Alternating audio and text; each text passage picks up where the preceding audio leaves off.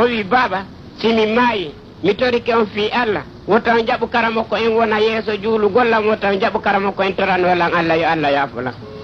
naam bamma ko landitimo o wi mi torike on fi Allah simi maayi wotan jaɓu karamo ko en wona yeeso juulu gollam wotan jaɓu karamo ko andu anola yo Allah yaafulan ha timmi laabi tati karamo ko makko yiltiti yaltitali naam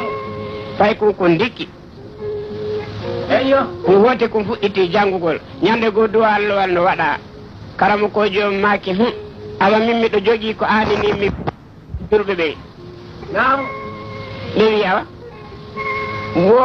ɓulle ko min aranden jang o nawnuno ɗo haa mi ɓuri e felluttude o maayay min minimo yo yaaka maɓɓe hara ko toon o maayiri mi jokkitimo mi tawi o no wayno baaba mum si tawi o maayi wotta mi juulumo tami torano mo Allah yo Allah yaafo mum naam jama on fof mo kala wi e mbawo haali jana eyo fay kunko wi landelan ɓe landimo o wi min mbimi toɗɗi ka karamo ko an ɗo si ɓe nangi nenirawo amen ngo piigol sewɗo ngon fof mo ɓondiri waji ke karamo ko amen ɓe ɓe piya nenirawo amen on naam si ɓe nangi karandejo ɗo piigol hay si ɓe mari ɗo hoɓɓe temedere ko ɓen haaɗi ɓe o be karamo ko en piya on tigui ɓami tawi si jama on fof si haɗi karamo ko en ɓe accata karamo ko an kadi si haɗi Allah e goɗɗo Allah kadi accata naam karamo ko makko wi filliti o wi ɓami tawi si jama on haɗi on fiiɓe wawɗon ɓe on accata son haɗi Allah e goɗɗo fi mo wawi Allah kadi jaɓata naam karamo ko makko hubbi nangimo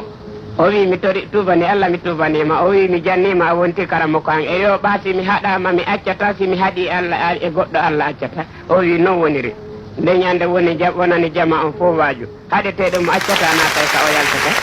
naam yalla surro en allahumma amina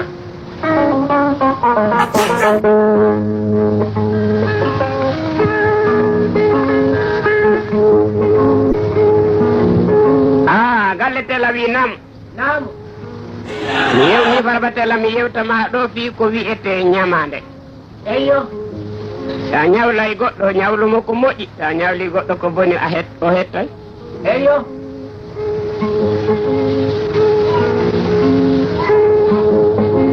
e misal ñande goo naam goɗɗo buusejo yeeyi o tawoy mawɗo e wuro naam o wi baba miɗo ari kam o yi o ñawlan holsere eyo mawɗo wi nde duuɓi jelu o wi duuɓi joyi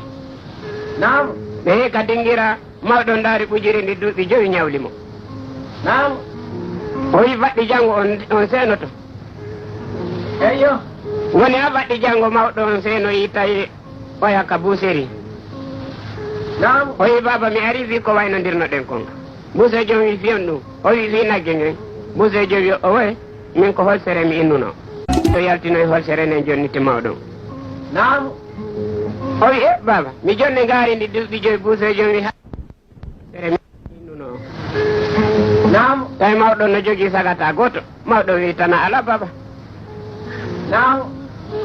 mawɗon ƴetti holsere nden ari tawi ndugusejo mum o wi jaɓu o wi si holsere lutti ko holsere ma si holsere hettike ko holsere ma ɓiɗɗo makko wi fi honɗum o wi ko buusejo on arno ɗo wi yomi ñawlumo holsere nde duuɓi joyi mi ƴetti ngaari ndi duuɓi joyi mi jonni mo ko on noon mi yeehi hannde o jonnitimmi holsere nden o wi nde marsali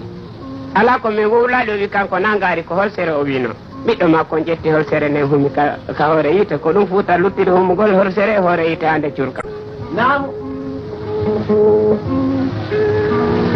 o mari nde ɗum ha timmi hitande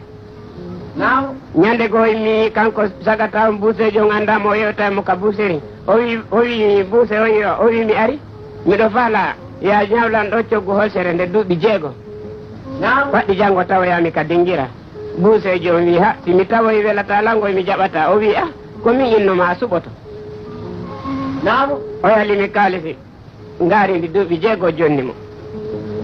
eyo woni balɗe 2 ñande tati buuse arde ɓoggi naam o wi mi arani ngaari an ɗin oya yaltinoye holsere nden naam buusejo wi kon ɗum waɗi o wi ko fi holsere waynodirno ɗen nde duuɓi 6 o wi ko kañum ni naam buusejo wi a feeti o wi mi feetali wi hakkude ni Allah ko fi holsere wadduno ɗen hakkude Allah le nde ko nde duuɓi 6 naam no yeddodiri ha o wi bon o wi hari goɗɗo no takko men seedejo kono a andamo muña mi noddamo saga taw ye noddoy baba mum naamu baba makko ari wi e maɗo Buse no waɗɗa o wi jantum o wi e o wi ko annu adduma ɗo o ta ɓernde makko taƴi o wi baba ko mi yano ka o mi ƴetti joggu hosere nde duuɓi 6 o ari noon o wi wo ko ngaari ndi duuɓi 6 mi jonnatama maɗum wi Buse ɗan ndi mi o wi mi andama o wiya ko ɓiɗɗan ni naamu a hejjitimi yano ka harno kam wiɗa e ɗafala holsere nde duuɓi 5 o wi miɗa anditi o wi ɓa mi yeehi na holsere jonnutunoɗami o wi ko kañum o wi kon ɗum ɓiɗɗan o jetto e juuɗe ma o wi ko coggu ngaari ndi duuɓi 5 o wi ko on ɗum wino ɗon ɓiɗɗo o wi ko holsere mi inde mo maɗum wi ƴettu jonnitama naamu ko nde ñande ɗo fuɗɗi wigol bonde si moƴƴita yilto bonitoya on tigi moƴƴitata eyo sa moƴƴi a boni yilti ka moƴƴitoye luttiray naamu yo Allah danden bonde moƴƴa yilto bonoya allahumma amina e moƴƴude bona yilto moƴƴoya Allah yafoto koma kono bonde moƴƴa yilto bonoya Allah yafata koma eyo farba tawi ɗon kadi miɗa andi on haray hatta mi yetto on kala ñawlotoɗo jiidiɗo sa ñawla e marɗo ɓiɗɗo ñawlu mo ko ɓuuri e moƴƴude sina ɗo ya ɓuuri e fellutude ɓiɗɗo makko yoɓa e ñamande ma nde inchallah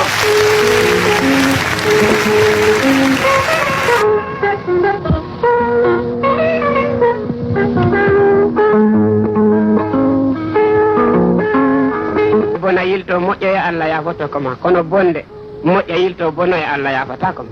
eyo farba tawi ɗon kadi miɗa andi on haray hatta mi yetto on kala ñawlotoɗo jiidiɗo sa ñawla e marɗo ɓiɗɗo ñawlu mo ko ɓuuri e moƴƴude sina ɗo ya ɓuuri e fellutude ɓiɗɗo makko yoɓa e ñamande ma nde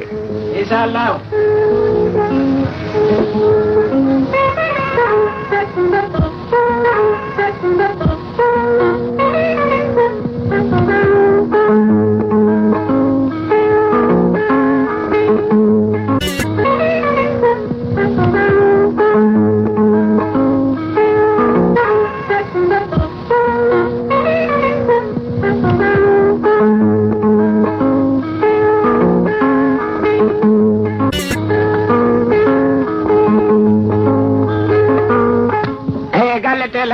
naamu